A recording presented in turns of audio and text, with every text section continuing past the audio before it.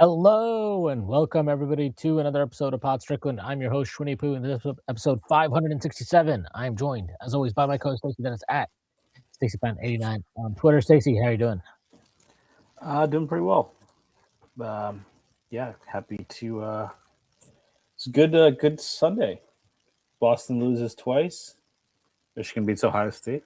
Can't complain. Yep, all around a successful Sunday, sports-wise. Anyway, we will talk about that more about the basketball than the football. Although the football was also very enjoying. Oh yeah, I mean the start of the show was really. I mean, Kid Rock was fucking amazing, dude. Talk about Michigan winning all day. Yeah, I just thought he was incredible. I was tearing up. We're gonna talk. So proud to be an American watching Kid Rock. We're going to talk about Kid Rock for sure. But before we get started, this is your twice-a-week reminder that Strickland has a Patreon, which you can find at patreon.com/Strickland. We're truly appreciative for any support you're able to give. The $6 tier gives you access to full episodes of our Friday podcast of Pod Strickland. You also get access to the Strickland Discord, where you can chat with other fans and members of the staff. You also get access to Takes from Obvious Bozos, a podcast host my Andrew Steele, aka Doug, along with Zach Blatter. The $9 tier gives you access to even more pods, including Strictly NFL, which, you guessed it, is a podcast with the NFL that is hosted by Constantine Metricos and Luca. Those are great places to start if you're interested. Plus, if everybody signs up, I can stop doing these ad reads, which will be a benefit to everybody and society as a whole. Also, thank you to our sponsor, FanDuel. FanDuel has you covered for all of your betting needs. The NFL is over, but the NBA regular season is still plugging along. So if you want to place any benefit or any bets or wagers on NBA games, props, futures, FanDuel has you covered. So the Knicks, they bounced back after a absolute pummeling at the hands of the Pistons, which, I don't know, I guess depending on how you felt about it, was not concerning or was very concerning, and nothing in between. They bounced back. They lost 118-80 to the Pistons. They had Karl Anthony Towns is not playing that game. OG Anunoby did not play. Mitch Robinson started, but OG Anunoby didn't play. Deuce McBride was out, and Jose Alvarado had not reported to the team yet. They played Boston on Sunday, as you mentioned, Super Sunday, a matinee game, and OG is out. I think OG is probably going to be held out through the All-Star break, but we'll see. And they bounced back and absolutely beat the piss out of the Celtics. They won 111-89. Really great contributions. Jalen Brunson leading the way, but you got really good contributions from Josh Hart, from Jose Alvarado, Mitch Robinson, basically everybody that played. I mean, even Landry Shamet, who did not have a good shooting game, he competed hard defensively, and that was it was a very, very encouraging performance from the Knicks. Really for everybody that played. Mo Diawara, maybe kind of the standout in the sense of player emerging onto the scene as the season goes along. But really, really good. Where the Knicks stand now after having played 53 games. They're 34-19. They have a 119.8 offensive rating, which is good. This is all from Basketball Reference, by the way. That's good for third in the league in offensive rating. Defensive rating has them in 12th with 114.1 defensive rating. Just worth noting, the teams above them, they're, Phoenix is at 8 with 113.4. Minnesota tied with them at 113.49. Boston 10th at 113.6. Dallas is at 114. They're 11th. The Knicks are right on the precipice of being a top 10 defense despite a month. They're really like a 3.5 week period there in January where they were I think they were 29th in defensive rating. They were just atrocious. And for them to be where they are now says a lot. They are 4th in the league in terms of net rating. They have a plus 5.7 net rating. They remain an elite offensive rebounding team. They have the 5th best offensive rebound percentage, 29.7. They have the 3rd best defensive rebound percentage at 76.3.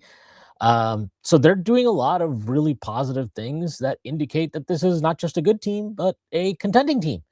And, I just think it's important to not forget that 2-9 stretch they had, where not only did it look like they were broken tactically, but they looked broken in terms of their spirit as a team. They were not connected. They seemed detached. They did not seem like they were communicating well. They didn't even seem like they were on the same page or like each other very much on many nights. And that it's, we can't forget that because that's part of the whole story of the team.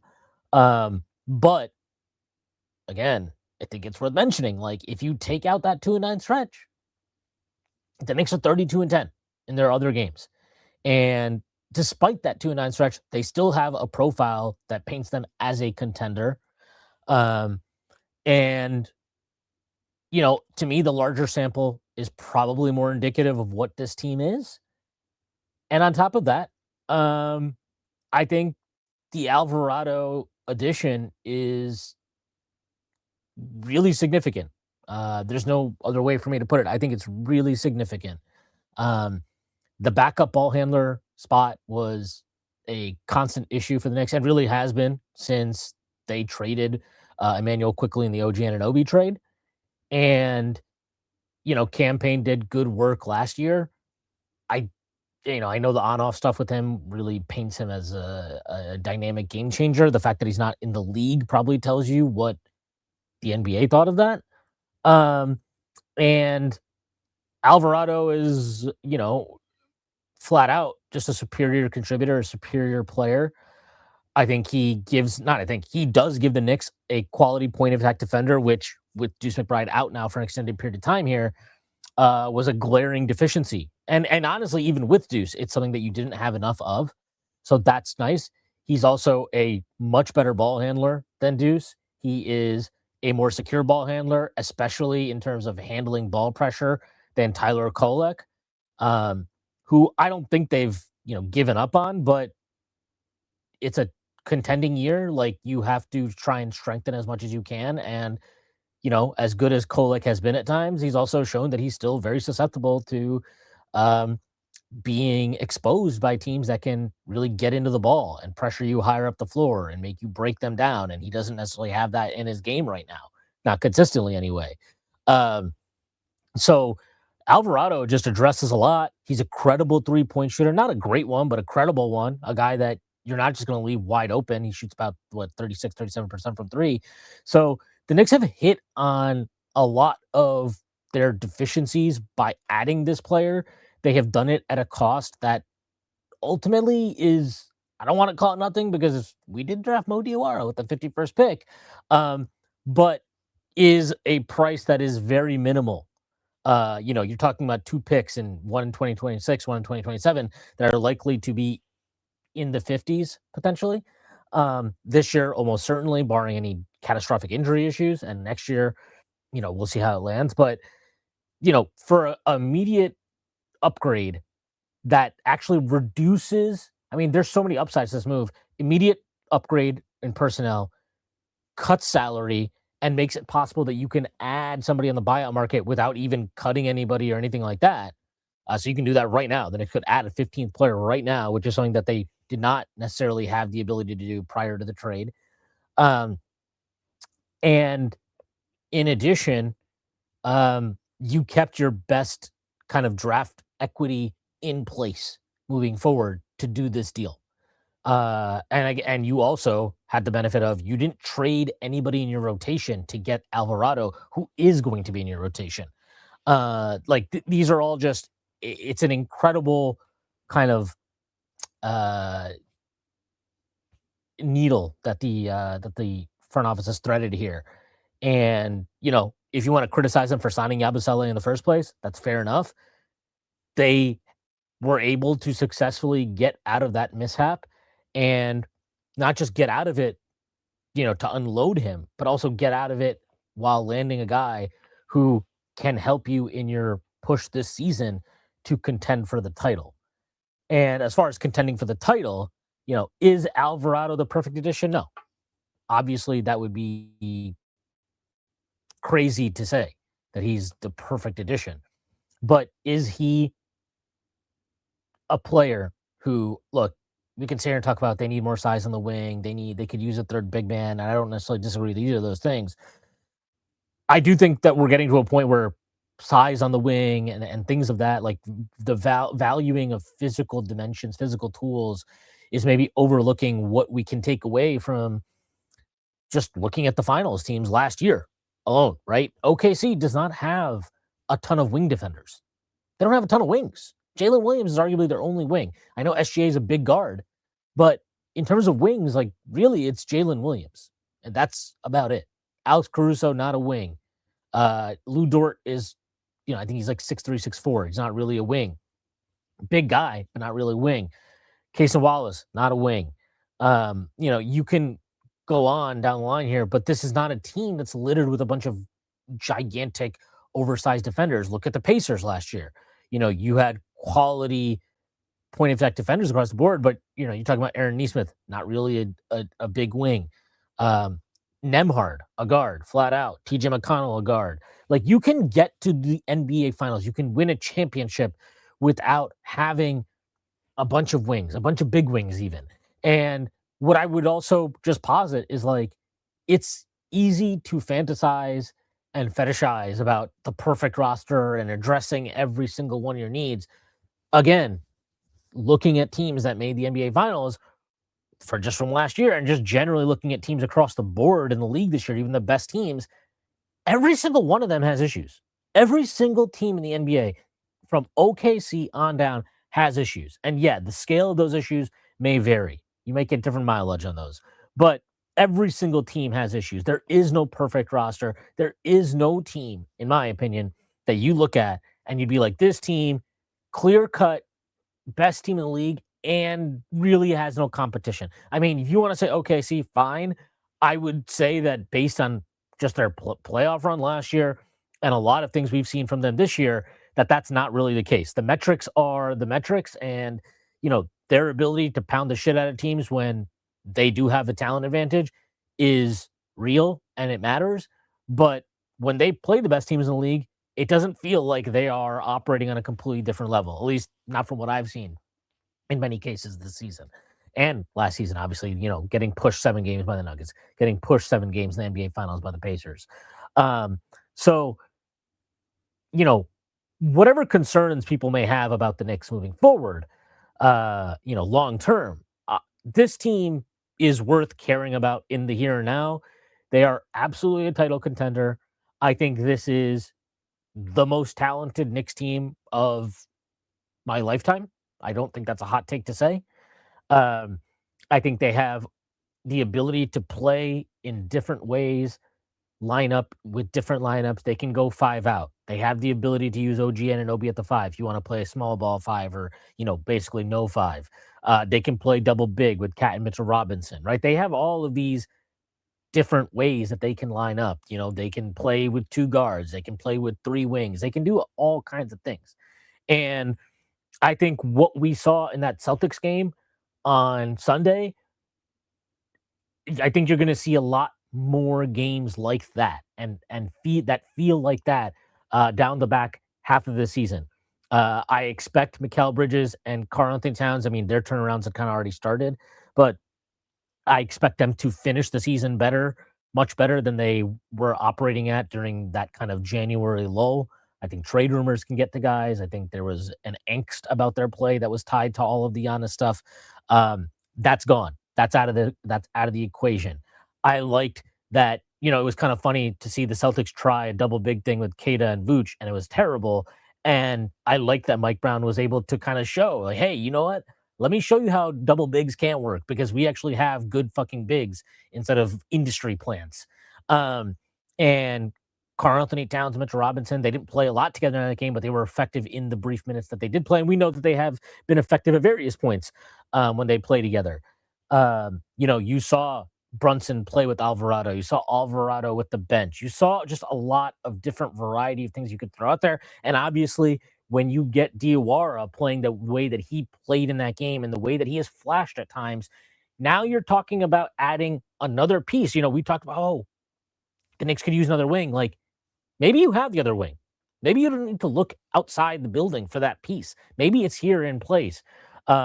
And really, the way I feel about it is I kind of believe in Diawara. I don't know how effective he might be in the playoffs. Obviously, that's a different kind of that's a different level of competition. But for the rest of the regular season, I 100% think he should be in the rotation and get minutes more consistently. And when you add that all together, right? Alvarado coming in, Mo Diawara being a piece that you can put in the rotation for the rest of the year, Deuce McBride probably returning at some point. I think Begley reported 6 to 8 weeks. We'll see how that pans out.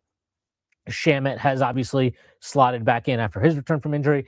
I mean, I really think the one thing that you should be looking at and prioritizing in the buyout market at that point is getting another big guy that you feel maybe a little bit better about in putting into a high leverage situation potentially than Ariel Hukporti. And really, aside from that, I think you go to war with this team. I think you feel really good about that too, or you should feel really good about it. I mean, I know I do. So, yeah, I thought that Boston game just drove home a lot of the things that I felt the Alvarado trade would give them, and it just felt really good to absolutely beat the brakes off that team and dominate them from a talent perspective, dominate them tactically. It was just an all around great performance, and it was a great way to obviously start that Super Bowl Sunday. Yeah, I mean, I honestly I don't take much from that Detroit game. I think a lot of people wanted to, especially if you're a Pistons fan and they wanted to. Oh, we didn't have Jalen Duren. Give me a fucking break. We didn't have Enes Kanter. I don't care. They the Knicks were very shorthanded. OG might be the second most. I don't think it's a stretch to say he's the second most important player on the team. Cat is the other contender for that. Both are out. Frankly, I mean, you have a team that is the 2-9 stretch. This is also why I wasn't freaking out that much. This is a team that knows the goal is the playoffs. I know that sounds entitled, and McBride was saying it's tough to get up for everything. Yeah, but it is what it is, right? You have one team that's younger and whose whole identity is just try hard. We saw the downside of that yesterday because they have no control of their emotions. But then you have a bunch of try hards who play every game like it's their last, who are healthy. And then you had the Knicks, who are a little bit older, who have been here many years before. So that's also why I didn't put as much into that 2-9 stretch. The Dallas game is where I started to get really concerned. But I knew they were going to finish the season playing like that. Even last year, they didn't look really fully clicked in until the end of the season. They didn't look clicked in really all regular season long, particularly that second half. And then the playoffs defined their gear, right? Especially the Boston series. So I didn't put too much into that. But I think Alvarado does give the reality is because of those attributes of the team, it's going to be tough for them to outplay, out energize teams and all that. When given those circumstances, right? You need a boost. McBride can provide it. Hart has been providing it more often. But you just don't. You have a lot of guys that sometimes will mail it in. I'm not worried about that in the playoffs. Like I said, I think that people are freaking out about it, but we've seen it happen in the playoffs. We've seen it with Tibbs teams, right? They beat the Hawks in the regular season, and then the better team shows up and beats you. And try hard only gets you so far in the playoffs, right? Because everyone's trying hard. But having said that, you add a guy that's going to bring it every night, that doesn't have to play the heavy minutes that take a toll. And I think, yeah, you hit the nail on the head with what he actually brings from a skill set perspective. Just point of attack defense and shooting, that combination alone, right? That's pretty valuable. That's what Deuce gives you. That's what guys like Keon Ellis, DeAnthony Melton, a couple years ago at least. That's a pretty valuable skill set. But I think what has been most surprising, or what I wasn't expecting as much of, is the ball handling can handle ball pressure, which it can be really like. I wish we had that next to Brunson a little bit more last year, but also just the burst. I think he has real quickness with the ball. Brunson is a little more stop and start. Deuce, you can say it's because of ball handling and see whatever. It's just tough for him to kind of get past his man. But Alvarado really has that quick first step. And is decisive. So it's a pretty hand and glove fit. It's kind of like when OG got here, there just was no ramp up time. That's what Sunday felt like. Like Jose just gives them a lot of things they need. And was it like you said, it's not they were in a tough position, right? It was Yabusele. Yabusele hadn't shown much. I give him a lot of credit, and it looks like things are it's a little bit better situation for him. His game in Chicago, because then he can there's a little more opportunity, a little longer leash. But it wasn't working out here, and good for him that he gave up his player option because he wanted to.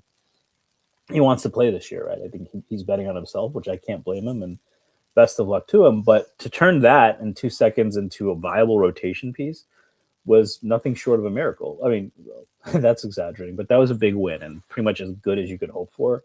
Some people wanted Ayo Dosunmu. I think overall it's tough to argue Jose is a better player, but he does give you some things that even Ayo doesn't, right? He's probably a better point of attack defender. He can guard up. He was guarding Jaylen Brown. Even Deuce has struggled with that at times. Ayo's a much better scorer, right? And that's just something Alvarado's not going to give you. But if he can just be a secondary ball handler, get them into sets, improve the pace, I think that matters a lot more even than the idea of a second creator. And I think you will probably disagree with me because you've highlighted that. But I think what really kills the first and second unit is, when we take 6-8 seconds to get into the front court, the ball handler has their back turned at half court or their head down and they go into a corner. Those are the possessions. But, when Kolek was able to have, kind of get the ball moving and get downhill, he's not, like you said, he struggles with ball pressure too. When he's able to do that with that second unit, suddenly it doesn't really matter if you have a ball dominant shot creator. And Jose can bring a lot of that, but probably a little bit more robust to changes in talent than Kolek, and obviously a much stronger defender. So I imagine he's going to be, with Deuce out, he is a very necessary rotation player. That's where the trade went from like, oh, this was nice. It really helps us at an area of need. It's like, oh no, we really needed this because we were screwed without it. I think there's just a lot of interesting possibilities. I like it even more because Brown has shown the willingness to play multi-guard lineups. So you could see Deuce, Alvarado, Hart together. I actually think that lineup could kick ass, right? Just speed, pressure, forcing to turnovers, especially play them next to OG. Those four and like Cat or Mitch, if you want to just pound the glass, I think gives you a lot of interesting lineup opportunities. So like you said, is this the most talented team? I think that Cat might be a better number 2 than was any of those Knicks teams in the 90s. It's definitely the most talented team since the 90s. But it's also versatile. And I think that's really the question for how far they can go, because they are very talented. But the reality is at the top, the margins are very thin, right? Even if I think we're more talented than Detroit, they've probably closed the gap enough where just stylistic tendencies and schematic changes can win a matchup, even if you don't have faith in the bigger staff. Oklahoma City probably has a little more talent. I think we match up well with Denver, but they're very talented, right? So at that level, it's going to be, we have all the pieces to do it, but it's not like a slam dunk. This isn't like, you haven't been handed a Howie Roseman roster or a 90s Bulls roster or something like that. So you're going to have to win those margins, but they're in position to win those margins. And I think that's basically all you can ask at this front office at this point. Yeah. And look, you got to say it because I think it is really impressive. You look back at that 2022-23 Knicks team, and that team, it obviously they went on a hell of a run to close the season, get to the second round of the playoffs, probably should have made the conference finals at the bare minimum. But they didn't have what I think most people would consider a strong kind of frontline set of players. Their strength was the depth, right? Your depth was so good. Your bench was elite. You had probably the best bench in the league. At least as far as I'm concerned. I know Boston Media Mafia didn't like that argument and made sure that Malcolm Brogdon won the stupidest 6 Man of the Year award. But you had Quickly, you had Isaiah Hartenstein, you had Obi Toppin, who I know he was not necessarily a great Knick, but look, that guy came off the bench last year for a Pacers team that went to the finals and had big moments for them during that run. And as an You had eighth Deuce man, McBride. he was a good Knick, right? He didn't live up to being the eighth pick, but as an eighth or ninth man, Yeah, he was fine. he was good. Yeah, Yeah, he was fine. You had Deuce McBride, who basically didn't even play in the rotation after they acquired Josh Hart at the deadline, who was one of the best, most impactful moves that made that during that season, and one of the best bench players in the league after that point. And that was the strength of that team. And obviously, the next season they kind of, basically take out Obi Toppin and put in Dante DiVincenzo, and like think about what that group was in terms of their depth. But like after they traded for OG Anunoby, right? They traded for OG Anunoby, so that's two guys for one. They go out. You traded Grimes goes out the door, right? And, with Evan Fournier's contract to bring in Bogdanovich and Burks. Bogdanovich and Burks, they contributed during that season, but they were gone last year. They were gone. They're out of the equation. And you had done a lot of consolidation moves, right? You trade Randall and Dante to get Karl Anthony Towns. You bring in Mikal Bridges with after trading out all your picks. Like that team was thin. It was thinner than most will be. And the reality of it all is it takes time to build that depth back up, and it takes patience and it takes prudence, especially with the limited resources the Knicks had, how tight they were up against the second apron, and the fact that they didn't have a lot of draft capital to be moving around or even to select players with. So when you consider all of that, all of it in totality, now you look at this team. You look at, we know what the starting five is, right? We obviously know what that is. Whether we agree it should be the starting five is a separate conversation, but that is the starting five. Brunson, Hart, Mikal Bridges, OG Anunoby, Karl Anthony Towns. And now you look at the bench, and it feels quite full, right? Oh, we've got Alvarado. We've got Deuce McBride when he gets back. We've got Landry Shamet. We've got Mitchell Robinson. And then it's like, oh, well, what if Diawara is a real piece?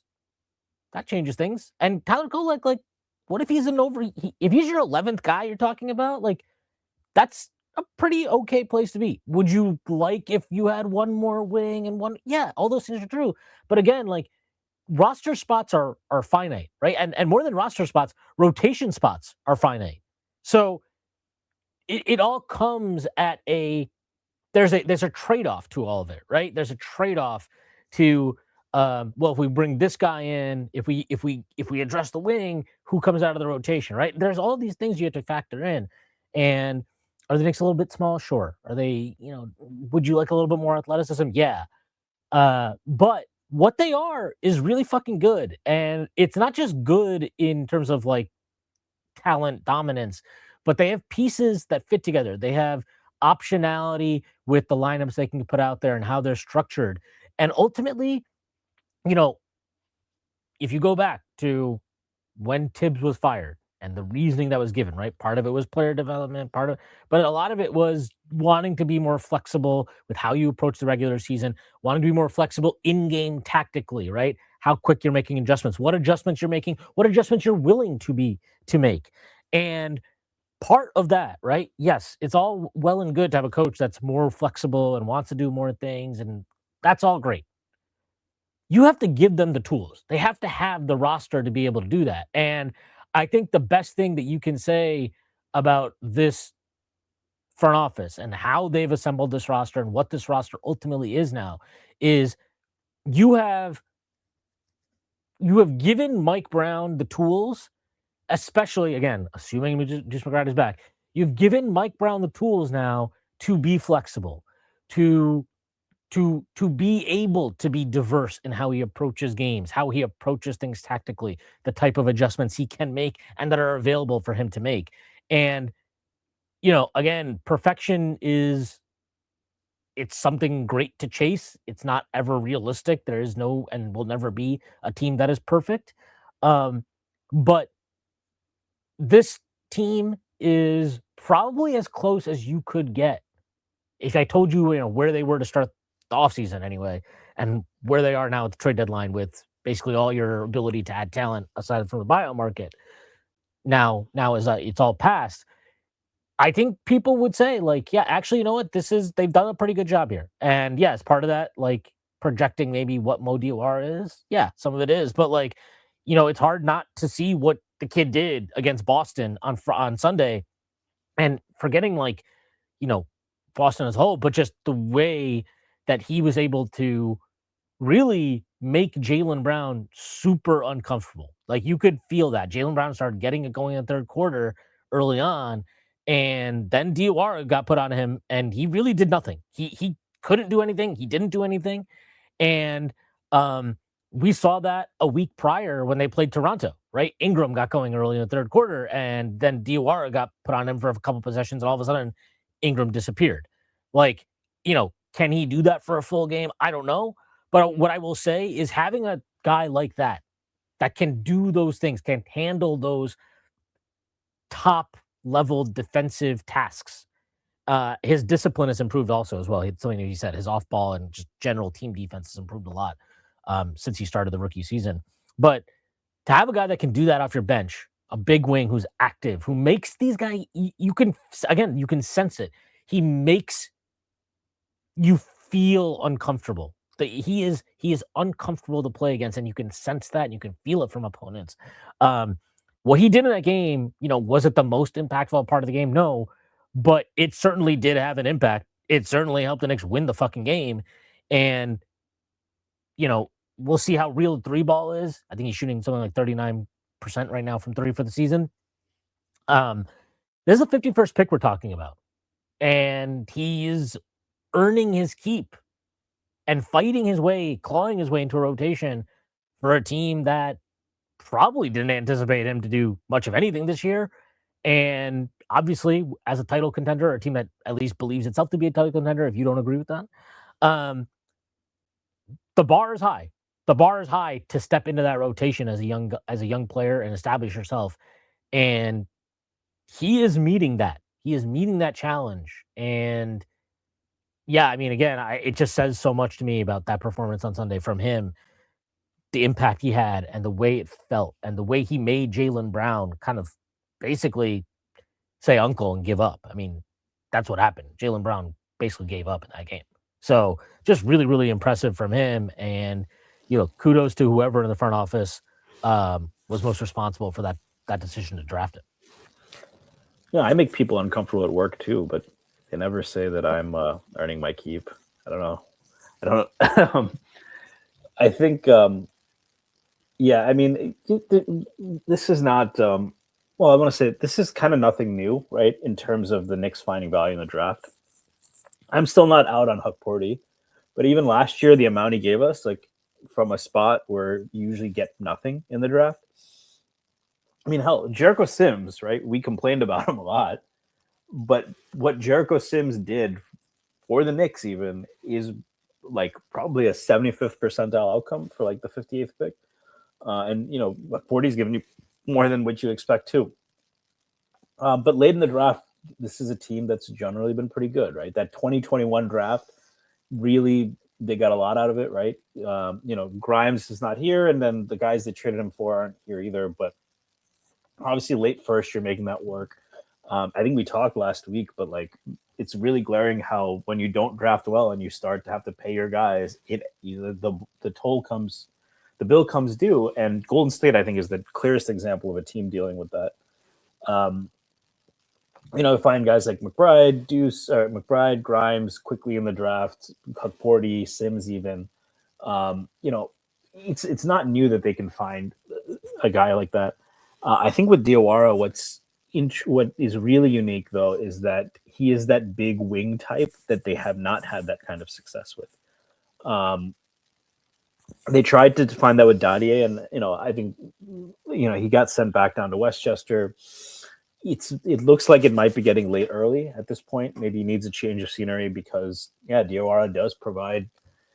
I don't think Diawara was the reason Yabu got traded. I think that Yabu saw his play here and just inability to contribute probably had more to do with it on its own. But Diawara does give them the fact that you can, what they wanted from Yabu. He gives you some of that, a bigger physical presence. And you talked about this before, right? After losing Randall, it's not that Randall was some great defender, but he did, he wears you, his physicality wears you down. It makes it, you use the word uncomfortable, but taxing, I'll say, right? It does, you're expending more mental and physical energy constantly. There isn't an opportunity to let up. And like 48 minutes of Randall just throwing body blows at you. The Knicks didn't have that. Cat doesn't exactly play that style. So giving a little bit more of that physicality, and I think Diawara is just a really smart player. Like he just knows where to be. He's a good vision. I think he seems like the kind of guy, like he's the kind of guy you would have seen on the Warriors or, kind of some of these motion teams, especially when the word positionless was going around, where he's not like great at any one thing. He's not like a point forward, but he can handle a little bit. He can be in the right spot. One day he might be an elite defender, but he's not like he's great, physical tools, but he's not a jump out of the gym athlete. But he's very smart and he has a high motor. And then he can shoot just well enough to be dangerous, right? I think for right now he's more than fine as a 10-minute a game guy, 15-minute a game guy in the playoffs, who comes in, gives you a little bit of energy. Maybe he doesn't have to play every game, right? I think we learned from Carlisle last year that just because a guy doesn't play doesn't mean you can't throw him in 1 or 2 games and let him make an impact, right? So we'll see if Brown is amenable to that. But I mean, we've talked about it. The Knicks have not had many opportunities to improve this thing, this team, right? This thing of ours. This thing of ours. Let me tell you a couple, 3 things.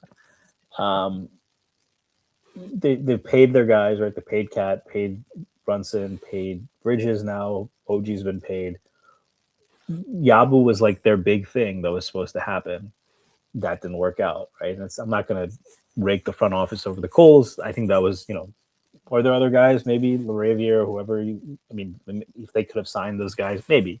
But we were I think everyone looked at it as a great signing, given how good Yabusele looked last year in Philadelphia, and it didn't work out.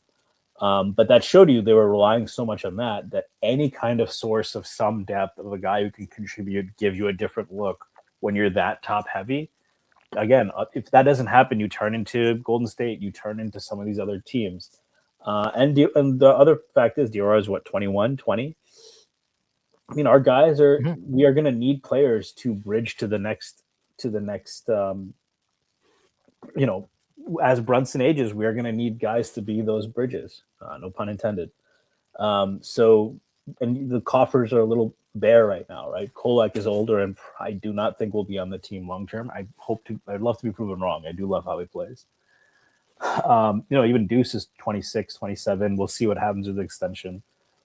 So refilling the kind of young talent, it's really just Diawara. I'm still high on Hukporti, but we haven't seen enough from Kolek or Dadier to make them feel like slam dunks. And if you want to say, well, we've seen as much from Kolek as we have from Diawara, that's fine.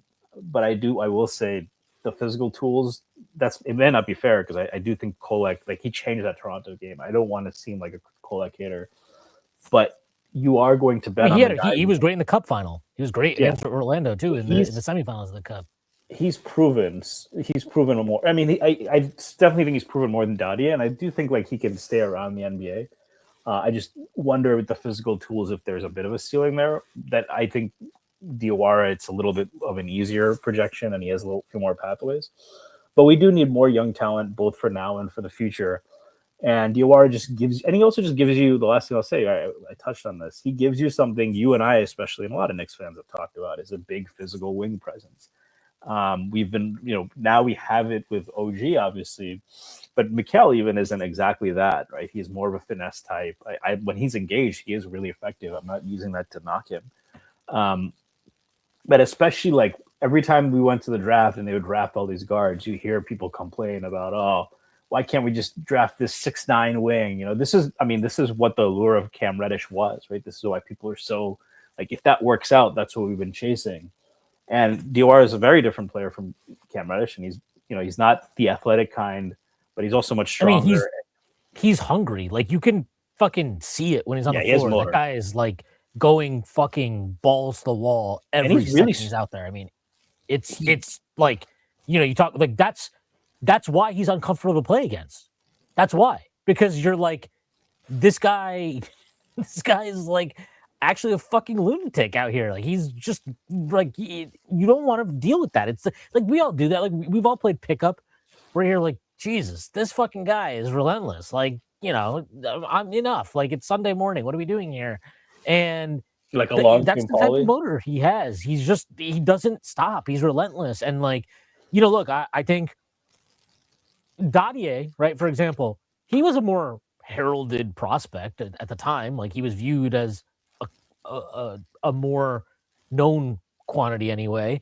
But like, Dadier came in that Boston game at the very end. I mean, I know it was garbage time, so it's not exactly the most competitive portion of the game, but that's kind of the point. Like, anytime even Diawara's come into those type of situations initially, right? Those are the only opportunities he's getting. You sensed like this guy is like out here, earn like every minute, every second he gets out here, he is trying to like, he's scrapping and clawing and fighting. There's an urgency to what he's doing, that is lacking from a guy like Dadier. That is, I wouldn't say it's lacking necessarily for Huckporty or Kolek. Their issues are quite separate from that anyway, whatever their issues may be. But yeah, like, I just think there's like a desperation to his play that I mean in the most complimentary sense of that word. Like, he is so hungry. He is so fucking just desperate, really. Like, he is trying to make plays. He is trying to have an impact. And it manifests in productive ways. It doesn't manifest, right, in him jacking up bullshit shots, hijacking possessions, any of that stuff. And on top of that, this most impressive piece of this is like, it's one thing to come in and with his physical tools and gifts be like a good defender, right? That's its own thing. And it's not something to be poo-pooed, but it's another to come in and like, he can handle the ball for a guy his size. Like, he can pass the ball for a guy his size. He had a really nice dime to Mikal Bridges in this Celtics game, where they were able to kind of lift the entire Celtics defense, and Bridges got a back cut right down the middle of the lane, and Diawara hit him from the wing. Like, that was a really nice action, but he has the size and the ability to make that pass. And that's not nothing. That's actually, he makes plays like that. He makes passing reads consistently that are like, oh, that's quite high level. Like, that was apparent even in Summer League. And they started putting, even if you go back to Summer League, 51st pick that nobody even kind of like thought about as a prospect going into the draft, that I think Sam Vecini had him like 100th or whatever the hell he had him. He had him outside of the draftable range, basically. Basically, I gave him a UDFA grade, right? And, you could see within like after the first game, all of a sudden they're giving him like point guard responsibilities. Really, they're like using him as a point forward. And, you look at the comments that Mike Brown gave after the game yesterday, or after Sunday, that Jalen Brunson gave, that Josh Hart gave. They're talking about this kid like, hey, like, they're like, he's been kind of popping and flashing in practices and workouts and all these things since like he got to New York. And obviously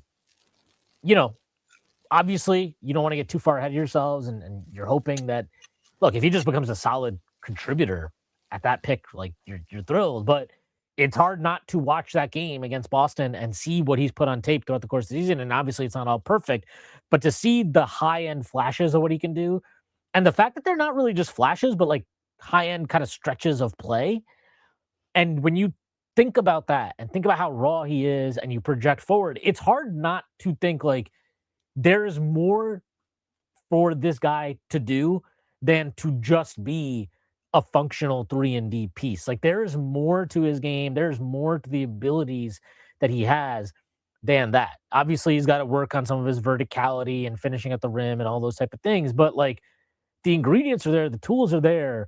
And, again, like, when you think about what the Knicks roster needs and all those things of that nature, like, I mean, Diawara is kind of the thing they need. Like, he's one of the main things they need. And to feel as bullish as I think I do, and I don't want to put words in your mouth, but it seems you do, this early into the career of a 51st pick, I mean, it's definitely noteworthy.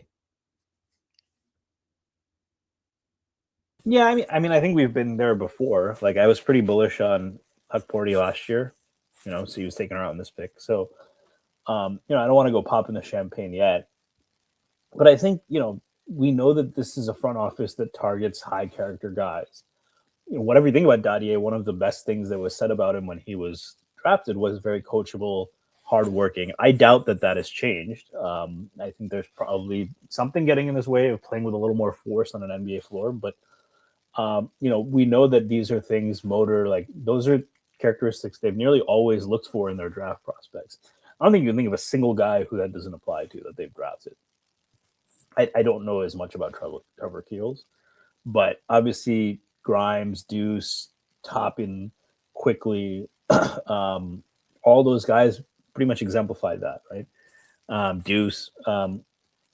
So it's not a surprise that they would have someone like this. But yeah, I mean, they haven't really hit on a big wing in the draft, and that has been something that has held them behind. If you'd hit on a big wing in the draft, maybe you don't have to trade 5 picks for Mikal Bridges. But they've been great at hitting on guards. They've been pretty solid with bigs.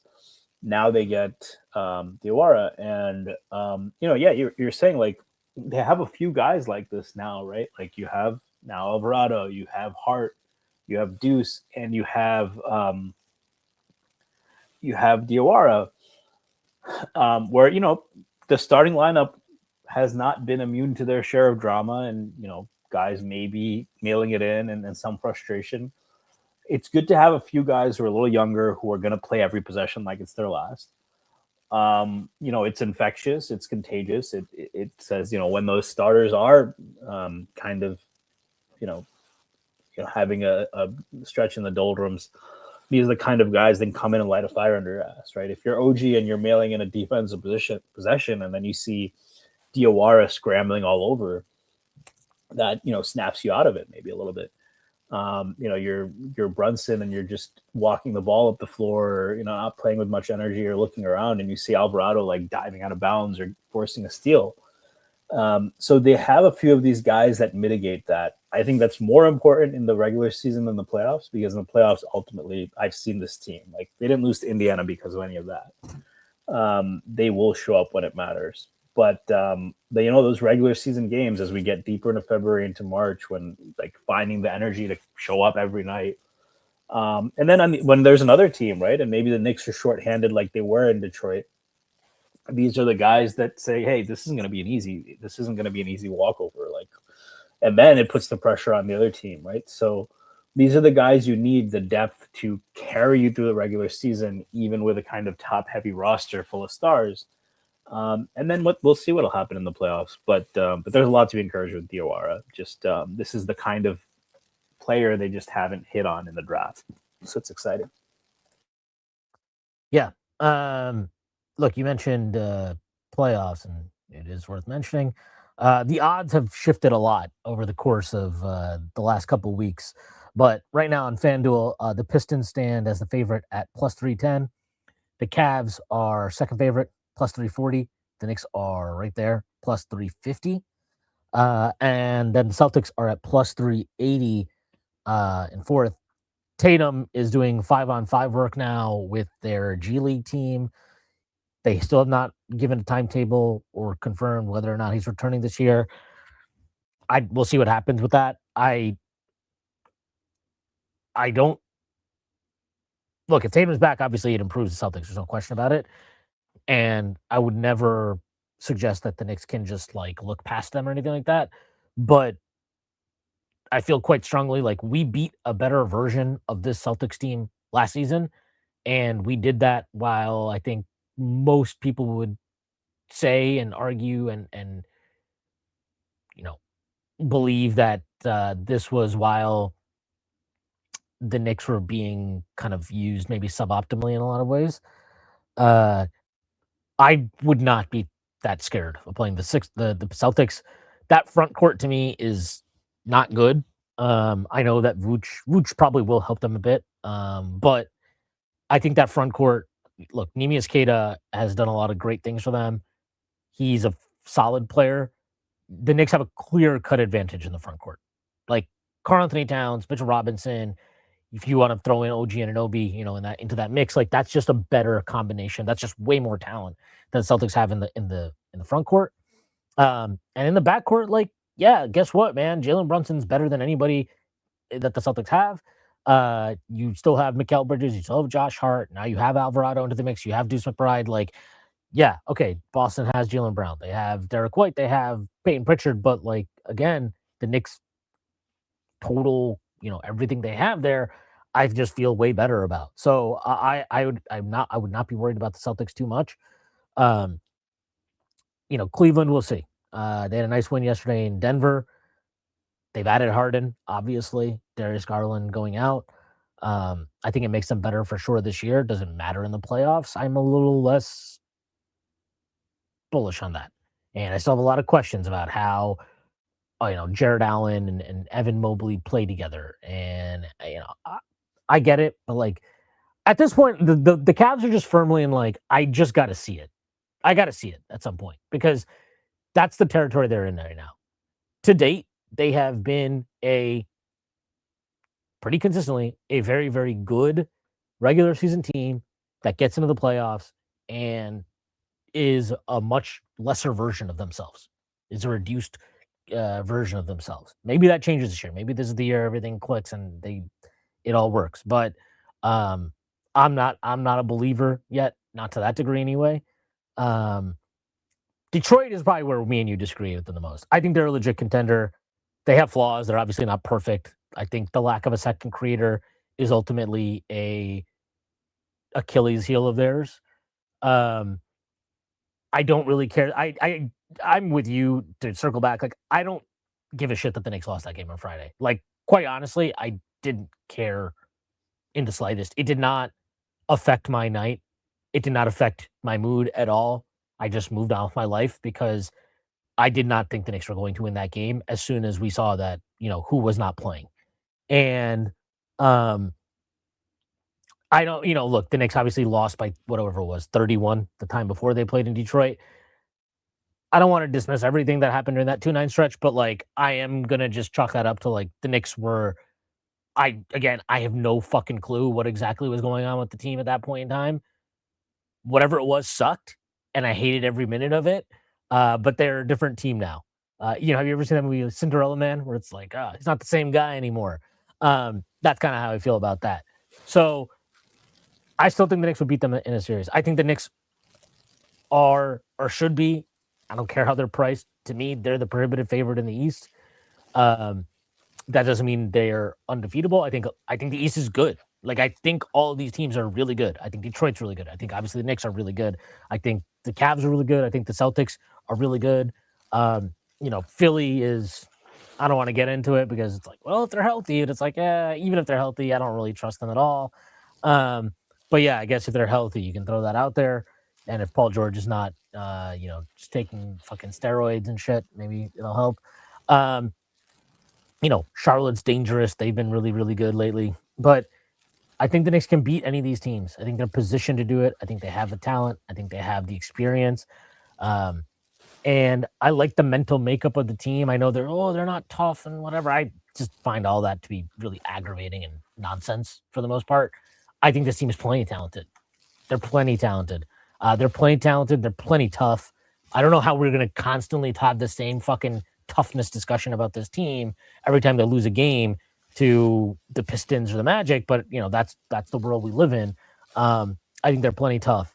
And again, the East is good. It's much better than I think it gets credit for in terms of like broader NBA media discussions, because we've created this bizarre paradigm where apparently we're supposed to believe the mighty Western Conference is, oh my God, nothing has ever been better than the Western Conference 2026. How we arrive at that conclusion, I'm not quite sure. 3 of the top 4 teams in the league in net rating are in the East. But the Knicks can beat any of them. And I'm excited to see how it all plays out. I mean, I think where I disagree, or maybe we don't disagree, I think not only would they beat any of them, I think the Knicks would and should be favored in every series. No, I think I mean, look, based on the odds, they probably wouldn't be, but like, would I feel like they're the better team? Even if the edge is like something you're talking about on the margins, like, yeah, I think the Knicks are the better team against they should be. They are rather, I should say, they are the better team against any of these opponents in the East. I mean, really, the only team in the entire league that I feel like, oh, I'm not sure, is OKC. That's it. Other than that, I think the Knicks should beat every other team in a playoff series. Yeah, and I mean, I think Denver is also weird because I actually think they're as good as the Knicks. I just think we match up well with them. Like Denver, like I don't think it's a talent thing. It's just for whatever reason, Cat and Mitch both do really well. I get why Mitch does well against Jokic. Cat has just always been a weird thing, but I think they held Jokic to 30 points on 27 shots. That's an A+ performance. And they turn him over a few times. So I mean, I think the East is interesting. Philly is always just going to be a bloodbath of a series. A lot of these coaches also, frankly, just fucking piss me off. It's weird to say. I think Mazzulla, of all the coaches on the other teams, actually pisses me off the least, like personality-wise. Did you see Bickerstaff's comments after the game yesterday? Unbelievable. Like trying to claim that the other team is like, they're going after our guys. For what it's worth, I don't think Duran's... You can't play the way Detroit plays. You can't play the way they do and operate the way they do and get the whistle that they do and then also be like, oh, fucking teams are going after us. Like, even if that's true, let's just say that's true. Yeah, the Hornets went after them. That's going to fucking happen, man. That's going to happen when you play the way you play. So I don't give a shit about that at all. And honestly, he should shut the fuck up. And Isaiah Stewart should probably be suspended for 10 games. Miles Bridges, just so it's clear, like, Miles Bridges shouldn't even be in the fucking league. So fuck that guy. But, like, Isaiah Stewart just running onto the floor. And, like, I had, like, I tweeted something about it. And I had Pistons fans jumping in there and be like, oh, like, he blindsided Duran. Like, Duran didn't even see him coming. And it's like, dude, look at the fucking replay. Duran is literally staring at Bridges. He sees it coming. So it's not like he's getting blindsided here. So Stewart just jumps in there. Because what? Because he's fucking... like, oh, I feel so left out. I want to be in this fight too. Like, the guy's a fucking clown. He should be suspended for at least 10 games as far as I'm concerned. Like, it is a joke what he did yesterday. Him and Bridges could be suspended for like 15, 20 games. I wouldn't give a shit. Both those guys could set up forever. The Diabate Duran stuff, that doesn't really bother me. If you want to give them a 1 and 2 game suspension or something like that, whatever. Like, that was like a normal fight that happened sometimes. Like, there was nothing particularly egregious about it. And then you had these two idiots in Bridges and Stewart that completely escalated the whole fucking thing to another level. And for that, like, they should get suspended heavily. And look, Stewart's case, like, look, Miles Bridges, I obviously despise more than anybody. But like, Stewart is a repeat offender, and Bridges was at least he was on the floor at the time. Stewart runs off the fucking bench like, he's running in for the Royal Rumble or something. Like, it's ridiculous. Get this guy off the fucking... like, send a message. Like, honestly, send a message. Because it's getting ridiculous with this team. Like, their entire ethos is just to beat the shit out of you. And then it's like, oh, well, I can't believe the Hornets responded. It's like, yeah, well, guess what? Like, you punch somebody enough, they're going to respond. And I watched that game. And look, the Pistons play a physical brand of ball. That's fine. You're throwing your weight around. The refs are letting it happen. They're not calling anything. Like, they played halfway through that third quarter. There hadn't been one foul call on the Pistons yet. Let me tell you something. I'm not asking you to call a fucking foul every time down the floor because nobody wants to watch that either. But if you're going to allow that level of physicality, then that's what's going to happen. Things like that are going to happen. And so the refs need to get better. I don't know why there are certain teams that are allowed to just fucking beat the shit out of you. But now Detroit has graduated into that OKC class of like, we're just going to be able to beat the shit out of you and the refs are not going to call it for whatever fucking reason. But yeah, like, I don't want to hear that shit from Bickerstaff. He's a fucking clown, man. Like, that guy just fucking cries and complains and going back to that Cleveland series. His fucking victim complex is crazy. Like, he should be a Republican. Instead, he's a Nepo baby, right? He's the last person that should have a victim complex. So, it's, so yeah, I mean, like... Stacy? Can you hear me? Yeah, so I was just saying, like, he's a Nepo baby. He's the last person who should have a victim complex. But, the other coaches, Nurse annoys me. Missoula, we won, but Nurse still annoyed me, even though we fucking beat them too. I think it's the East. You're going to, like, coaching is going to matter. That's the thing. And that's what it's going to come down to: coaching and staying healthy. But I like, I think Detroit is probably going to be the most competitive series, just because, yeah, there are going to be games where it's called like that, and the Knicks are going to have to show that they have the schematic ability and the mental toughness to deal with it. And we know who I'm talking about, and we know I'm not. Brunson has been up and down with that. He has let some of the physical play get to him when he's not getting calls. Ultimately, when it's a 7-game series, I expect that guy to fucking put up. I'm not worried about Jalen Brunson at all. And that's another thing with the game. Everyone's like, oh, it's O-Star. We've heard so many times. Every year there's somebody. Remember they thought Aaron Nesmith was the fucking Jalen Brunson stopper? Before that, it was Tobias Harris or whoever it was on the Sixers, right? They can throw these big wings at him, and they're going to, Isaac Okoro is going to lock him down. I'm sorry. Osar Thompson is an extremely talented defender, super athletic, 99th percentile athlete. I will believe that somebody can shut down Jalen Brunson in a 7-game series when he wants it, when I see it. And it hasn't happened yet. I do think that using him more creatively can get other people going. I do think that there are series where the Knicks have lost where Brunson does go off. And I think that Miami series is the best example, where 31, 38, 41 to end the series. He scored 41 points the last game. They didn't even reach 100 as a team. That was exactly what Spoelstra had given in. Spoelstra said, instead of having Jimmy chase him, we'll let him cook Gabe Vincent, but no one else is going to get involved. So in order for the team offense to do well, I'll be interested to see if Brown can continue to add in some more wrinkles. Cleveland, I just think, I just don't think, in theory, like I definitely, I think you disagree, but I think Harden is, I'm more worried about James Harden than I would be about Darius Garland. But that is a theory, and you can't attack him the same way the Knicks have Garland, but I'm pretty sure Jalen Brunson's still going to be able to attack him. Boston, I actually probably am more worried about than you, just because I do think Mazzulla's a really good coach. They've been playing as well as the Knicks this year, and that's without Tatum. And if they get Tatum back, would I favor the Knicks in a series? Yeah. But that's where it starts to become tighter. And we've seen, I think it was also before last year, I would have said, I don't trust Tatum to take over a series when needed. I think he showed, even in that game 4 where we won. And to be clear, I think that whether or not he got hurt, they would have won game 4. But you saw that he is capable of that. So if they actually get even a 90% Tatum, I would be at least as worried about them as I would be about Detroit. But this is the year. I think it's good that the Knicks haven't hit the second apron. The other part of the Alvarado deal is it gives them some flexibility, potentially saves them $1.3 million next year if he does take his option, or if he decides not to take his option and extend. They have some options. I don't think I don't even want to think about the honest thing. I kind of want to enjoy this team. But that's still in play. We'll see what happens with Mitch. So there's a lot going on. There's a lot to be excited about. And you don't have a super team, but I think this is the best shot they've had since last year. That's fair to say. They weren't a favorite last year. I think that even if you don't say they should be a heads and shoulders favor above Detroit,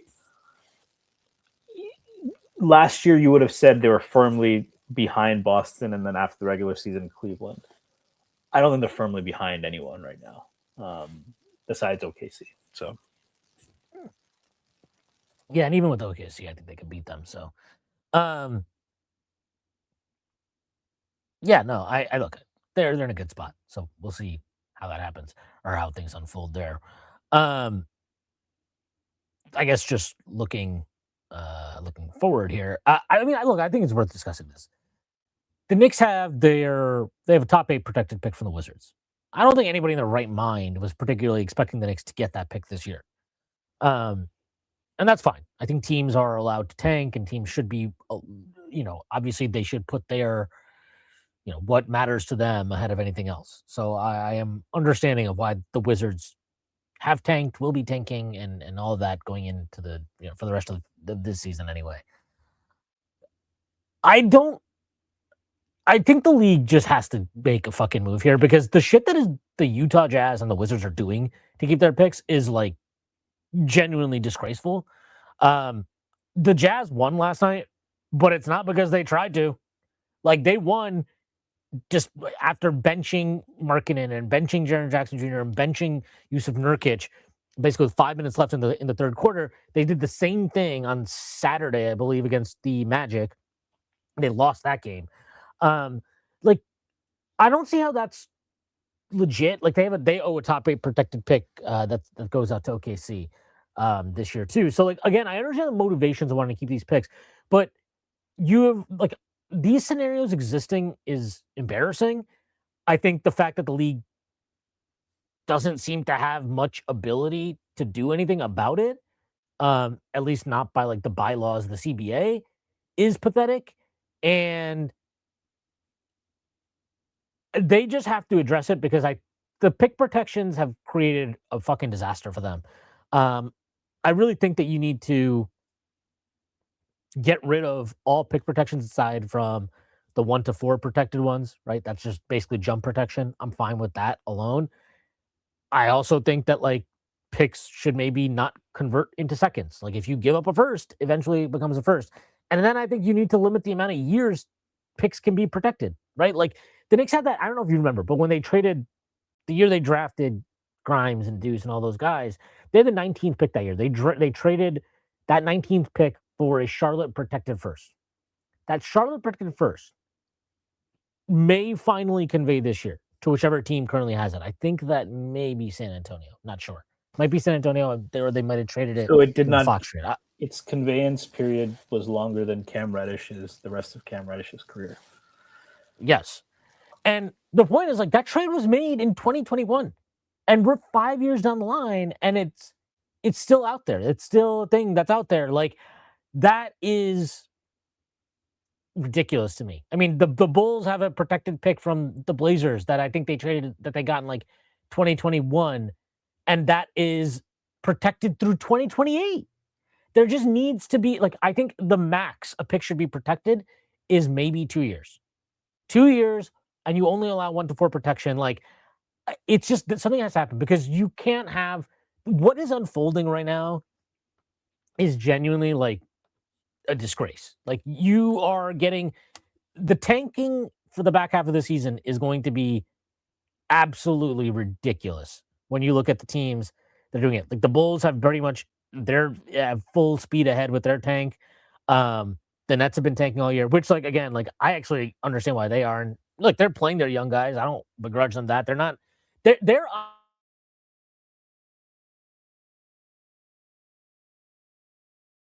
and if win some games because they're playing good, that's fine. Like that's your young guys. What guys are you hoping are part of your long-term future, part of the turnaround, part of your solution. That's fine. Like I think that's completely fine. I understand sitting vets and all that type of stuff. I just find the stuff that like the Wizards are doing, and we'll see how the Pacers do. The Pacers are 13-40. They're the worst record in the East. I think they have the worst record in the league. Yeah, they're the second worst record in the league after the Kings. But like these are, look, it's just those three teams are tanking. The Wizards obviously being very, very disgusting in how they're approaching it. The Kings are just bad. They don't really have anything. But the Wizards and Jazz, like what they are doing is really bad. And I think it's actually damaging to the integrity of like what the sport should be. Like I don't even care necessarily that the Jazz are sitting some of their veterans, but the way they're going about it is so egregious. And they're not just sitting veterans. Like the Wizards, I mean, the Wizards had a game on Saturday where they basically sat like a bunch of like half their young guys too. And it's like, come on, like really, that's what we're doing. Like the Jazz are like sitting Keontae George at the end of games and shit like that. Like it's just, it's at a point where it's like, look, man, you're even stretching the like normal bounds of what is kind of acceptable.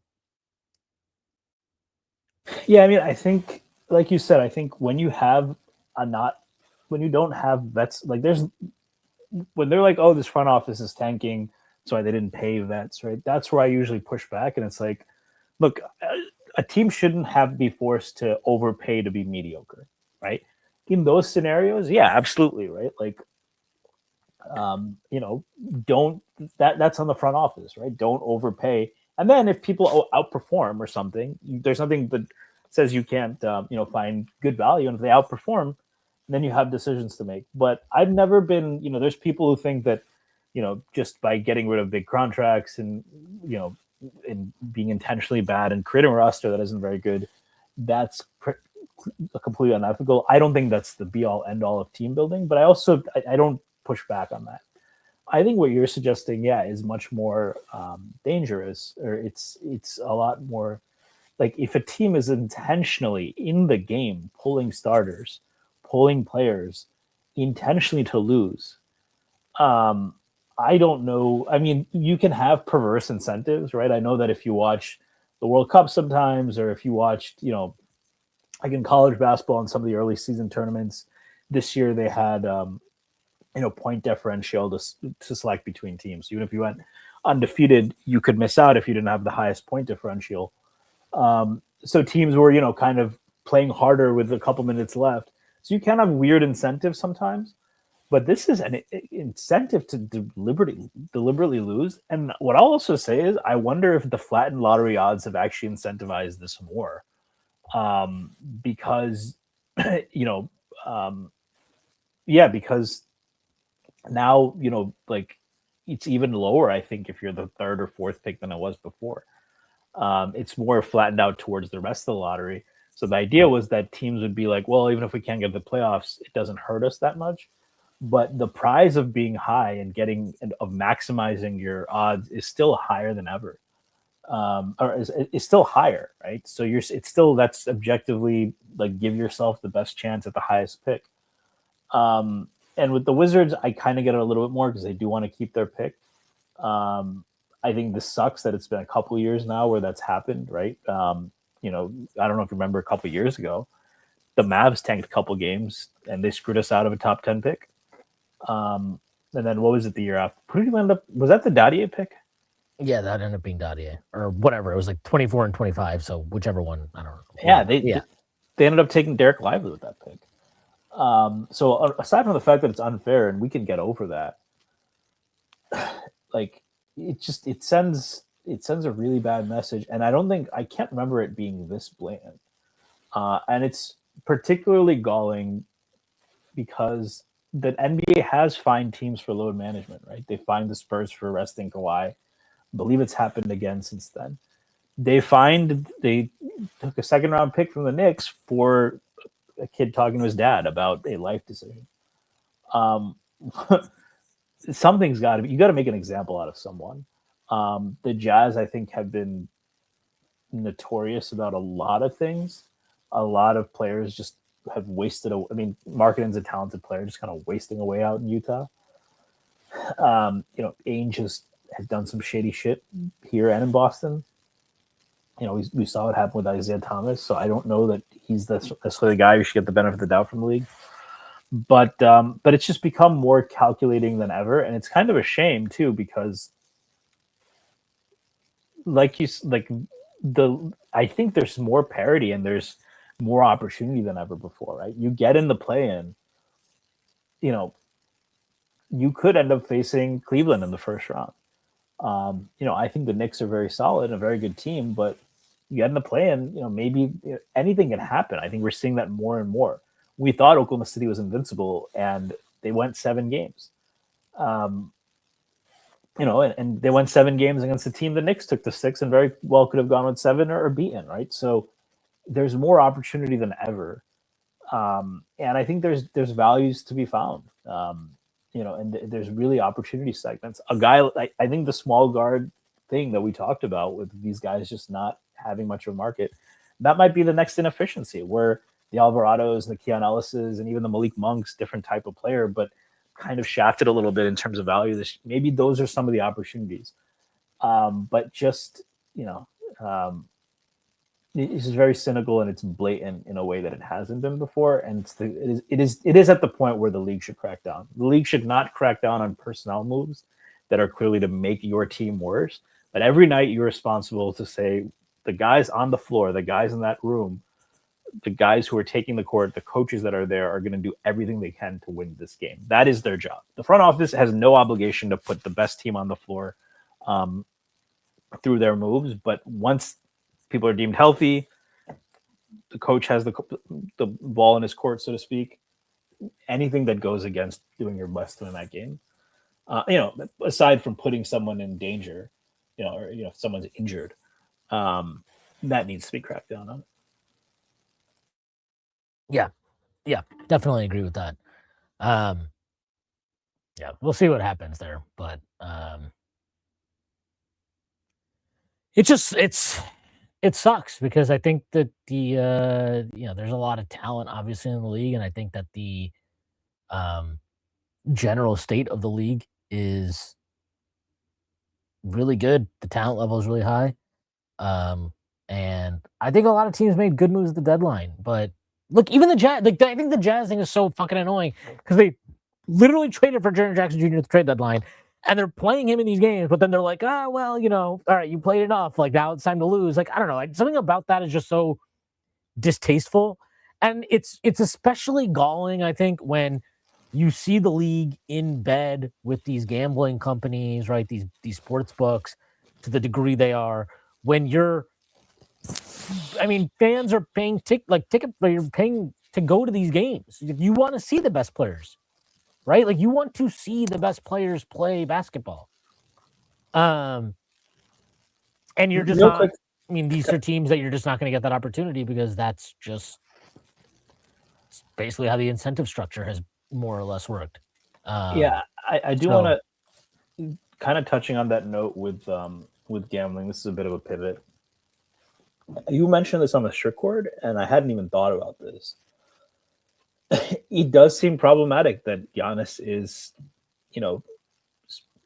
doing a deal with Kalshi, which is a gambling site.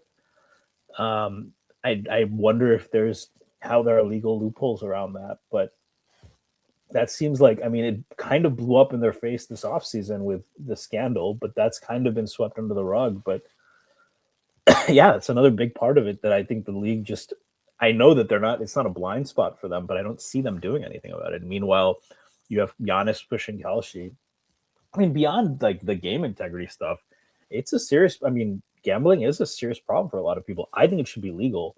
I'm generally against kind of making things like that illegal. More for providing support or harm reduction, but that NBA is getting rich off of it.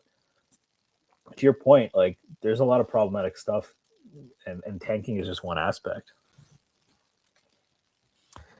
Yeah, the Kalshi thing is, I don't want to get into the legal kind of portion of it all, but I know that the way the CBA is worded, like it's fine for players to take a stake and have a stake in some of these companies or whatever, but like I think LeBron does stuff for DraftKings, if I'm not mistaken, also. But the call sheet thing, I think, is different because of the market that it is, right? It is. I don't want to, again, we don't need to spend too much time on why call sheet is different from like DraftKings or FanDuel or something like that. But it is different because it's a prediction market, and especially kind of given the nature of everything that has happened with Giannis leading him into this trade deadline, and obviously he didn't get traded, but like, yeah, prediction market, a guy pushing a prediction market who's in trade rumors and is probably going to be in trade rumors again going into this offseason. It feels less than ideal, and it feels a little gross, and that's just what it is. So I don't know. We'll see how it all pans out, but yeah, the call sheet thing is definitely interesting. Yeah, I guess we can talk about the Giannis thing aside from call sheet. He didn't get traded. Obviously, the reporting on who was interested, how interested, what the offers were, kind of varies from report to report. It seems that the Knicks stepped away during the season anyway and did not make an aggressive push for him. In my opinion, that was the correct decision to make. Like I said, I've repeated, I think this team, as constructed, can win a title, and that they don't need to make any drastic in-season trade to open up that potential outcome for them. I like this group that they've assembled, and I think they took that long view as well. As far as kind of the rest of it, do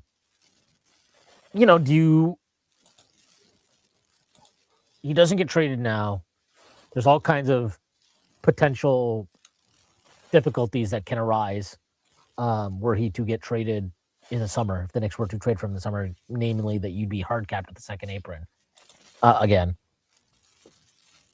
I mean, do you feel like you revisit this in the summer? Do you think that that ship has sailed, or is it all kind of like, let's just see how the playoffs go and then we can have a better, more informed discussion about it? I think that for one thing, if you win a championship, I mean, I don't know that you ever want to mess with that. I think that wouldn't stop Leon Rose. But in the afterglow of a championship, if you're trading Cat, there would be a lot of backlash, right? I mean, let's be clear: if the Knicks win a championship this year, every single player on that team is going to be viewed as a hero. And it is going to take a few guys to make that happen. I know that there are some cap gymnastics. I know that if you get Giannis, you probably lose Mitch, which leaves you kind of thin in the front court. I think you've said this. You've said for a while you don't expect any trade to happen before the summer for the Knicks, right? Because they have access to an extra pick. They can actually trade picks now. So it changes what they can offer. And the value of those picks will also be higher because you're looking at Brunson being older. If they were to get Giannis, he would be a little bit older. The farther out, the more valuable you'd expect Milwaukee to value these picks. So, I mean, I think that barring winning an NBA championship, of course, is on the table. It's Giannis. And the timeline has already been shifted to the present. That doesn't mean that they shouldn't find opportunities. We talked about this with Diawara. You do want that landing to be soft whenever Brunson does start to slow down. But the timeline is now. So if you have an opportunity to put Giannis and Brunson on a team that has enough around them to make it work, you go for it. But I think that they will make sure. So, but I think it obviously wasn't the right timing. I like the Alvarado move, and the fact that he's still there bodes well if you want them to get Giannis. But I also think it shows that Windhorst said the Knicks could have gotten Giannis. Right. The translation of that is they weren't willing to completely gut their team just to get Giannis. And I think there are people who still think that, if we just have Brunson and Giannis, who even cares if we have anyone else, right? I think you and I have talked about that's not going to work. One, the NBA just doesn't work like that anymore. You need depth. You need role not players. Anymore. Yeah, not anymore. And even we talked about, even the Heatles only won 2 championships. The Warriors had a real super team with depth, and they had frankly a bunch of good fortune in how they were able to set it up. That's not how the league works anymore. So the longer this plays out, and especially the more access the Knicks have to picks, the more leverage they have, and the less that Milwaukee has. So does that mean he's going to be a Knick? No, but I think they'll be in a much better position to make that happen if they choose to do so this summer. And whether or not they're very inclined to do so, I think depends on, frankly, if they win a championship. If you don't win a championship, then everything is on the table, including the trade. So. Yeah, if you don't win a championship, obviously everything's on the table. It also depends on how it all looked. How did it happen? Did you not win a championship because OG Anunoby got hurt, or because that's all part of it. Did you not win a championship, but you were in the NBA Finals and you got to Game 7, and you were right there on the cusp, and lost a bit on the margins? Those are the things that really matter. And I think no matter what the outcome of any season is, the worst thing you can do, I think this anyway, and I feel like OKC is maybe experienced this, and maybe it informed their decision to go and make a trade for Jaren McCain at the trade deadline. It was a good opportunity for them too. But I think the worst thing you can do is just run it back. Oh, we won the championship, run it back. In almost no scenario does running it back make sense, because everybody's always trying to improve. That's how you should operate. You're always trying to improve. If you just stand still and you're like, well, we're running it back, that's all we're going to do, that's a mistake. I mean, say what you want I get what you're saying. I also think if they won the first championship in over 50 years, there would be like, I think this is a little bit of a unique situation. I know that Rose shouldn't be thinking of it like that, but I do think that would be a little bit of a unique situation. Certainly, the fan base wouldn't be clamoring for Giannis, I think, as much. No, look, but that's fine. But like that doesn't mean okay. The Knicks win a championship. You still don't try to. You should still try to make moves that improve you. Like that doesn't mean trading for Giannis necessarily. In that scenario, you probably shouldn't, because it means the core of your team, which you would then have to gut to kind of like, or not gut, but at least have a major restructuring of to bring in Giannis. Does that even make sense if you've won a championship? Probably not. But you can still try to make moves on the margins and plan ahead and all those type of things. Um, but say whatever you want about Detroit, and like they largely have run it back, right? But even with them, right? Okay, Beasley didn't come back because he has some fucking thing going on off the court. Hardaway Jr. goes. They bring in Duncan Robinson. I like the move they made at the deadline. Not a big move, not a huge one, but like bringing in Herter and being able to move up, 6, 7 picks in the first round. Like that's a nice little move, right? And it cost you what? Jaden Ivey wasn't part of your future. And that is even, and OKC, they didn't do anything in the offseason really. But, obviously, again, at the trade deadline, it's like, okay, you know what? Maybe we need a little bit more shooting, or at least we need to take a chance on somebody who could be a shooter. And Jared McCain is an interesting gamble for them. And I think it made sense because they have so many picks that they can put together a package like that, right? A first round pick and 3 second-round picks and take a chance on a player like McCain, who, I thought looked great as a rookie. He's come back from injury and kind of struggled a bit this year. He looked okay last night. But it's interesting gamble for them. And I think it shows like, look, when you're on top, that doesn't mean you stay on top just by keeping your core together, right? I think you always have to be looking for ways to improve whenever they present themselves. They can present themselves in the offseason. They can present themselves at the trade deadline. It can present themselves whenever. But you always need to be open to that possibility. So, even if they win a championship, I think they should probably be trying to do things. But, the results and how your outcomes play out, that inform the level of aggression that you probably should or will have. Do you need to go get Giannis if you win a championship? Probably not. Do you need to go get Giannis if you make it, like I said, game 6, 7, highly competitive final series? I don't know. Again, it's like how did it all play out? What did it feel like? What did it look? Who did you play in the finals? Right? Who did you play? Let's say you played like Houston and you lose in 6, 7 games. That would feel a lot different to me than if you lost to OKC in 6, 7 games, right? So all of these things are part of the equation. And, we'll see what happens with the Giannis thing when it comes down to it. Personally, I'm just not, I don't like how it all played out with him. I think he was super wishy-washy about a lot of things. And I'm not sure that I really want to be in the business of breaking up the core of a team that I think is really good, that you've kind of patiently assembled here over the course of years, right? We talk about the team Leon Rose inherited, how long it took for him to build all of this up, the big moves they've made over the last couple of years.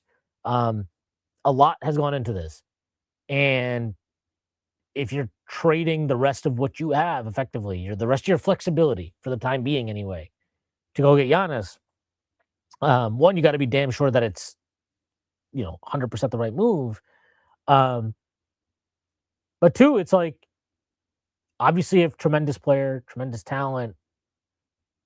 I'm not gonna lie. I just find it very off-putting the way he carried himself throughout this entire process, and it's a big turnoff for me. Like I just don't. I was less bullish on the move to begin with, but now I'm just kind of like, I don't know, man. Like, go fuck yourself. I did not like that. I thought it was really immature, and there's just a lot of stuff with him that I don't know. I don't think I really want to be in the Giannis business at the end of the day. There's an immaturity to it, and a kind of like I don't know. I can't really quite put my finger on what it is, but it did not rub me the right way, and I would probably I'm open to making big changes if need be in the offseason, but I think there are always big changes possible that are not just like trade for the absolute best player that might be available on the market. I think there's a world of possibilities beyond that could be on the table that I think we're not even necessarily considering yet. Yeah, I mean, I think we're going to find out a lot about just the structure of this team, and how viable it is. Um, it could be, and another part of it is, um, there's just a lot of things that could happen. I have no idea, right? Like, given that, they kind of stabilized, I imagine they end up no lower than a 3 seed, if that. Maybe Cleveland gets hot and they end up 4, but let's say they do flame out first round, like they lose to Philly and they flame out first round, and against the 6 seed or the 5 seed. That's going to be tough because I would imagine that would fall on Mike Brown. But then if you fire Tibbs and immediately now then replacement is doing poorly, that's not going to look great, right? So that's the kind of thing that might precipitate a huge shakeup. If you find that Bridges is too inconsistent in the playoffs, you find that Brunson and Cat together just creates too many defensive holes, and even when the other guys are all locked in and you win your bench minutes or stuff like that, tough to overcome. So it's a lot about what we're going to learn about this team too. And even if you don't want to gut them, but if you feel like replacing Cat with Giannis, Cat and Nickel with Giannis, and you have now those picks that you can trade that you weren't able to before, you can maybe get there. You get a little bit of help. So it depends, but it also depends on how much they feel they need to change. I think the range of outcomes that I would expect are going to be less clear. Like last year, for a lot of people, it was clear cut. I remember talking with Doug or Drew and Tyrese after Game 6, and we did the rundown, and they were both pretty, or maybe after Game 1, but they were pretty ready to move on from Tibbs. Even though after the Celtics series, I was like, I didn't expect he beat the Celtics. I would have been fine before the season if they lost the Celtics. He beat them and got to the conference finals. But, it was kind of one of those gray area thing. Like, yeah, they did well, but you could see the process was flawed. You can see that series with the Pistons was way more competitive than it needed to be. Boston, you mentioned, they won, but they went down by 20 twice. And then Indiana, the margins went to Indiana, and Carlisle coached them. There's no shame in that necessarily because Carlisle is one of the best coaches in the game. But you could see that he was leaving a lot on the table. But I would expect an outcome like that where it isn't as cut and dry, and the front office is going to have to make a bold decision. They get to the finals, but they lose in 6 to OKC, or they get to the Eastern Conference Finals, lose in 7 to Detroit. Lose in 7 maybe to a resurgent Cleveland team, or Tatum comes back. Those are the situations where it's going to be really tough to decide. But it's also, to your point, it's how they win. We've been focused on the score and the round, but it's also the process, right? I do think that Tibbs, this is something that Tibbs fans don't want to hear, but I do think it was a lot about process. We know that they pushed for him to change the starting lineup away from Josh Hart. And they pushed for Mitch, which is not necessarily, especially this year, the best starting lineup. But they might have also figured that he would never even go for Deuce starting. So we know that they look at, so they're also going to look at the process of the guys on the floor, and what is it, whenever they lose, if they lose this year, what is it going to reveal? Does it reveal that there are fundamental constraints that just give you too low a margin of error from having Deuce, or from having Jalen and Cat on the floor? Is Jalen shouldering too much of an offensive burden, and is Cat just not a good number 2? Do they need a better point of attack defender than Bridges? Is their bench ready really for prime time? Right? We haven't really seen, Alvarado's played in the playoffs and then one good series and one barely played. Deuce, we've seen him have some good playoffs. He's a little bit more proven. Is Mitch still healthy, right? How you address these questions may not be, to your point, Giannis, but I think some of the bigger ones, if those get answered in the affirmative, particularly can Cat and Brunson be the best 2 players on a championship team? If that gets answered in their minds, not necessarily it's obviously unfalsifiable because you can't just, we don't know that they couldn't, right? But if it seems very clear that it's just creating too fine a margin of error, that's the one question where I think you could see the kind of shakeup happening, and the other way is Arquette and McCall just it's not going to happen for them. Those are the two questions where if those get answered in the affirmative, then I do think a Giannis trade gets put on the table. But some of the other ones and the ones that I think are more likely to be things they'll focus on are probably more, going out and getting and continue to build this roster out incrementally. Yeah, I think the final thing I'll say before I get out of here is, I think the main thing that's going to come into focus for them, and we'll either, we'll see how it ultimately lands. The starting five is the starting five. It is what it is. We have changed coaches, and ultimately we have ended up with the same group that was immensely frustrating last year and still continues to probably not be their best lineup. All of that being said, they more or less they've committed to this group. We'll have to see how it turns out. If that group is still, we get to the playoffs and it is not firing on all cylinders, it is not the best five they have, it is whatever, right? If there's other lineups that are superior but don't get as much run or whatever, then I think you come to a fork in the road. Because it seems like, anyway, the reason why they won't switch to starting five is it's a tough sell in the locker room politically, maybe. Like, you paid all these picks out to get Mikal Bridges. Kind of hard to bench him. Jalen Brunson's Jalen Brunson. You're not going to bench him.